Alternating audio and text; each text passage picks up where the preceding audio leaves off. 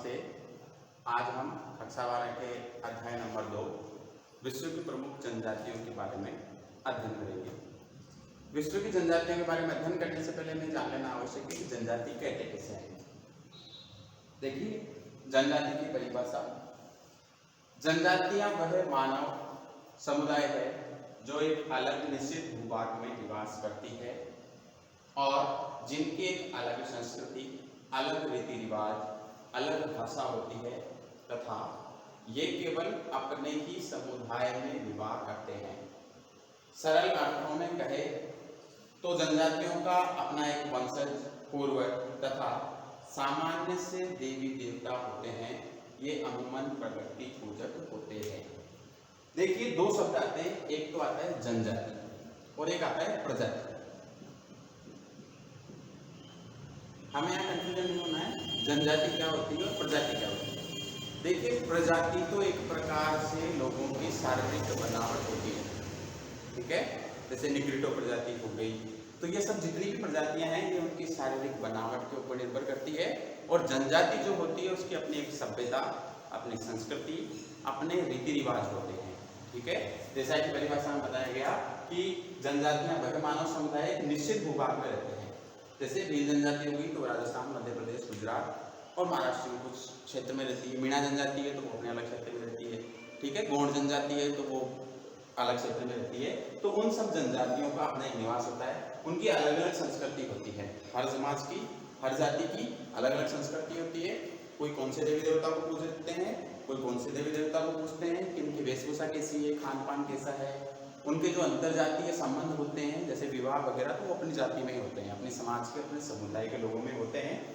दूसरे समाज या समुदाय के लोगों में वो शादी विवाह नहीं करते हैं। वर्तमान परिप्रेक्ष्य के अंदर परिवर्तन आ गए हैं, लेकिन जब प्राचीन समय की या जब जनजातियों की बात करते हैं तो उसके अंदर से थोड़ा परिवर्तन जो है वो हमें देखने को मिलता है। दूसरा, उनकी अपनी अलग भाषा होती है।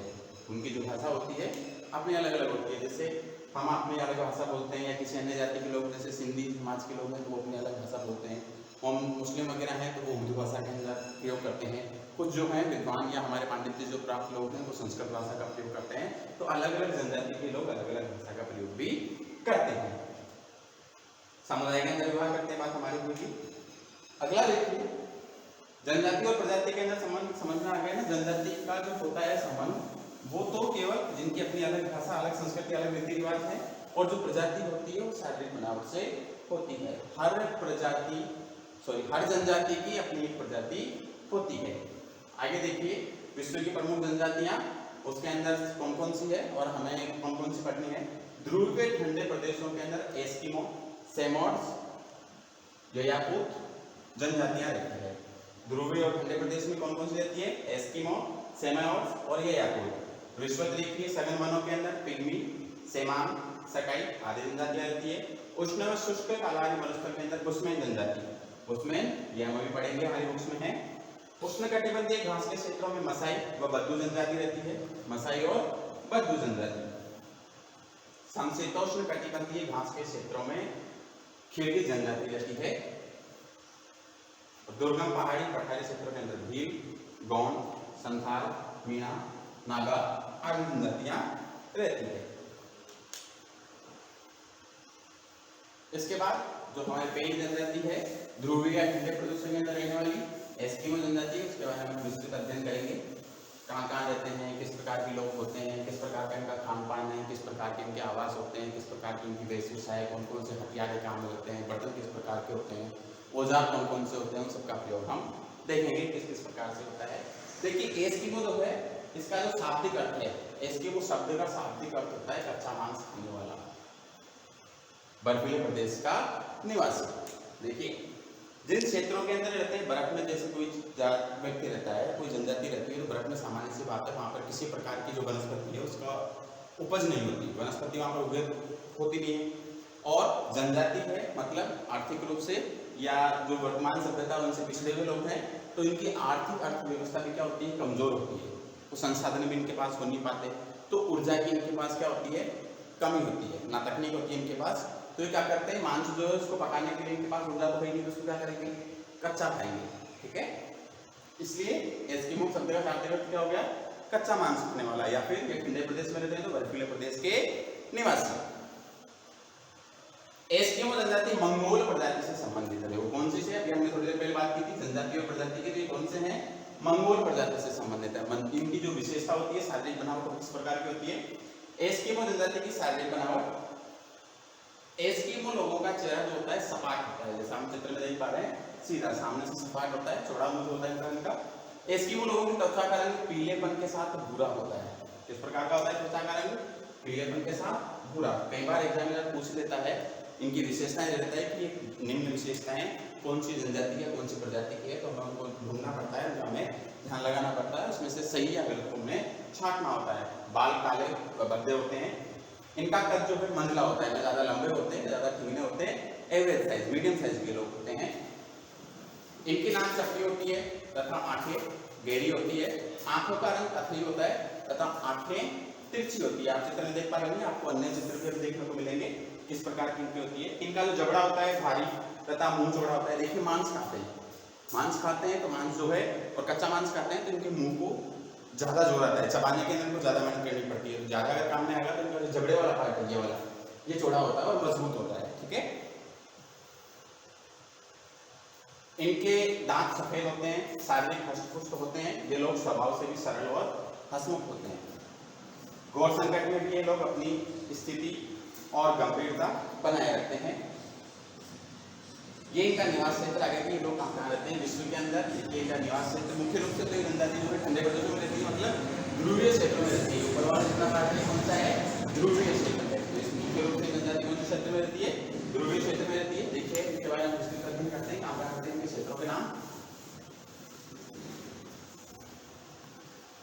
उत्तरी ध्रुवीय क्षेत्र के चारों ओर ग्रीनलैंड से लेकर पश्चिम में अलास्का और बेरिंग जलडमरू मध्य के पार साइबेरिया के उत्तरी पूर्वी चुपची प्रायद्वीप क्षेत्र तक एक पतली पट्टी में अलास्का, कनाडा, ग्रीनलैंड तथा उत्तरी साइबेरिया क्षेत्रों में एस्किमो लोगों का निवास पाया जाता है। कहाँ पर? अलास्का, कनाडा, ग्रीनलैंड और उत्तरी साइबेरिया के अंदर एस्किमो लोगों का निवास पाया जाता है। वार्षिक औसत जो तापमान होता है वो 0 डिग्री सेंटीग्रेड सेल्सियस से भी नीचे होता है। यहाँ पर जो तापमान हमेशा हिमांक के नीचे होता है, मतलब बर्फ हमेशा जमी रहती है। निम्न तापमान, बर्फीली आंधियां एवं कम रोशनी युक्त कठोर जलवायु में लगभग 10 लाख एस्किमो विगत 10,000 वर्षों से रह रहे हैं। इस प्रकार की देखिए ध्रुवीय क्षेत्रों के अंदर हम जब पढ़ते हैं भौतिक भूगोल के अंदर तो हमने पढ़ा कि 6 महीने यहाँ पर दिन होता है और 6 महीने मतलब रात होती है। जब सूर्य, ये 0 डिग्री वाला पार्ट हो गया, ये 23.5 डिग्री 30 मिनट उत्तरी अक्षांश और ये 23 डिग्री 30 मिनट दक्षिणी अक्षांश। जब सूर्य उत्तरायण होगा तो इनकी तरफ रोशनी रहेगी और जब सूर्य दक्षिणायन होगा तो यहाँ पर क्या रहेगा? अंधेरा रहेगा, मतलब कम रोशनी रहेगी यहाँ पर। ठीक है, तो ऐसे विकट समय के अंदर भी ये लोग क्या करते हैं? यहाँ पर निवास करते हैं और अपना धैर्य वगैरह ये लोग क्या है होते नहीं है। आगे देखिए इनकी वनस्पति, ये जहाँ जहाँ रहते हैं वहाँ पर वैसे तो सामान्य रूप से बर्फीले प्रदेशों के अंदर किसी प्रकार की वनस्पति पाई नहीं जाती है, लेकिन फिर भी जो वनस्पति पाई जाती है वो जैसे काई होती है। जब सूर्य उत्तरायण या दक्षिणायन होता है, जब यहाँ पर रोशनी होती है, तापमान थोड़ा बढ़ता है, तो यहाँ पर जो है कुछ वनस्पतियाँ उगाती है। ग्रीष्मकाल की अल्प अवधि में सेवाल, काई और लाइकेन, सेवाल, काई और लाइकेन आदि रंग बिरंगे फूलों की वनस्पतियाँ उगाती है। जीव जंतु ध्रुवीय भालू यहाँ पर रहता है, लेमन यहाँ पर रहता है, खरगोश रहता है, कुत्ते, कस्तूरी मृग, कैरीबाउ जिसे रेनडियर बोलते हैं। ठीक है, रेनडियर इनका बहुत काम में आता है। इनके जो यातायात के जो हैं उनका भी खींचते हैं, रेनडियर के बारे में अध्ययन करेंगे आगे। लोमड़ी, समुद्र के अंदर सील मछली, व्हेल मछली, शिलायन आदि विशालकाय मछलियाँ पाई जाती है। महासागरीय क्षेत्र के अंदर जब बर्फ थोड़ी सी पिघल जाती है तो यहाँ पर कुछ प्रकार की जो मछलियाँ हैं वो भी यहाँ पर जाकर पाई जाती है। अब इनके एस्किमो जो आर्थिक क्रियाकलाप हैं, किस प्रकार के व्यवसाय करते हैं, उसके बारे में थोड़ा सा अध्ययन करेंगे। देखिए शिकार करना या आर्केड करना एस्किमो लोगों की जीविकोपार्जन का प्रमुख साधन है। अभी हमने थोड़ी देर पहले बात की कि यहाँ पर विषम परिस्थितियाँ पाई जाती है, तो ये और इनके पास संसाधन की, आर्थिक विकास की थोड़ी सी कमजोरियां हैं। ये लोग ज्यादा उनके बारे में जानते नहीं हैं, तो उनका मुख्य रूप से व्यवसाय क्या हो गया? जीविकोपार्जन के लिए आखेट करना। शिकार करना या आखेट करना। देखिए शिकार करना या आखेट करना, कृषि करना, पशुपालन करना, संग्रहण करना, ये सब जितनी चीजें हैं ये क्या है प्राथमिक व्यवसाय के अंदर सम्मिलित की जाती है। तो ये मुख्य रूप से कौन सा व्यवसाय करते हैं? प्राथमिक व्यवसाय करते हैं। एस्किमो लोगों की जीविकोपार्जन का प्रमुख साधन एस्किमो लोग सर्दियों में वह गर्मियों में अलग अलग विधियों से शिकार करते हैं। सर्दियों और गर्मियों के अंदर अलग अलग विधियों से शिकार करते हैं। कौन कौन सी? शिकार करने के दो प्रकार होते हैं, एक तो शीतकालीन आखेट और एक होता है बसंतकालीन आखेट। जो बसंतकालीन आखेट होता है वो ग्रीष्मकाल के अंदर सामान्य रूप से यहाँ पर तापमान समान सा रहता है, तो ज्यादा गर्मी तो होती नहीं है, तो उसे बसंतकालीन आखेट कहते हैं। देखिए शीतकालीन आखेट और बसंतकालीन आखेट के अंदर क्या क्या है इनके बारे में देखते हैं हम।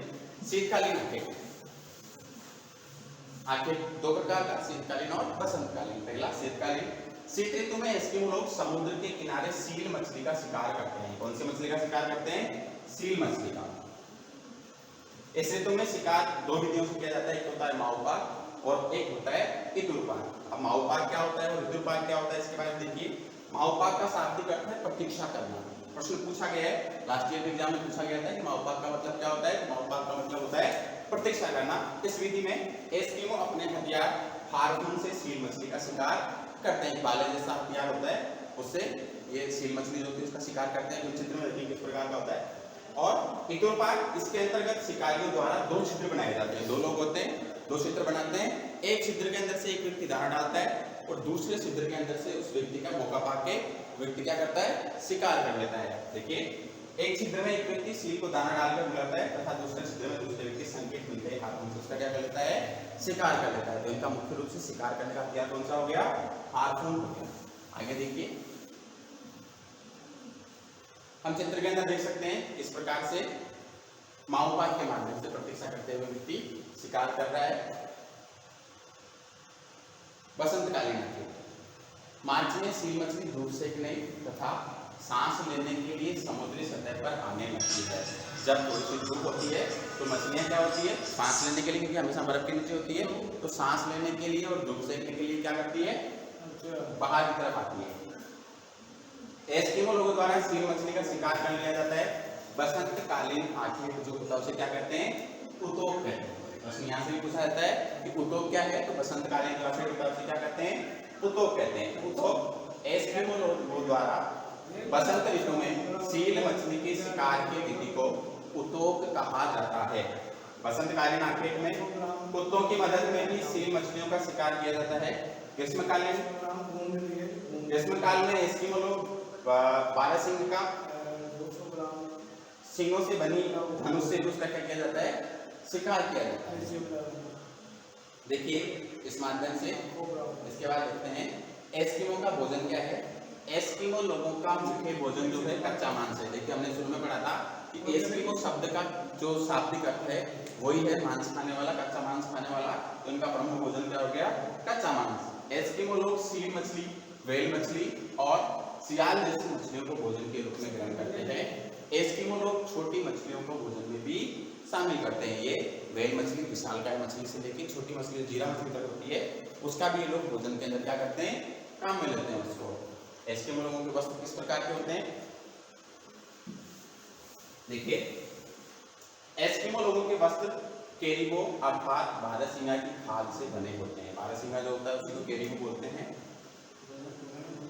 क्योंकि बारहसिंगा की खाल हल्की होती है। वजन जो होता है इसका क्या होता है? हल्का होता है। इसके वस्त्र सील मछली की त्वचा से बुने हुए होते हैं। ध्रुवीय भालू के समूह में भी बनाए जाते हैं। वस्त्र बनाने का कार्य महिलाएं करती है। स्त्री पुरुष एक ही समान के वस्त्र पहनते हैं। ज्यादा सर्दी होती है तो अपने जो बदन है उसको सर्दी से बचाने के लिए लोग एक ही समान के लगभग वस्त्र पहनते हैं। ये जो प्रमुख वस्त्र है उसको देख सकते हैं हम। तीमिया जर्सी नुमा बाहदार वस्त्र होता है। अनोहार तीमिया के ऊपर पहने जाने वाला वस्त्र होता है। और कार्मिक या मल्लुकस सील की खाल से बने जूते होते हैं।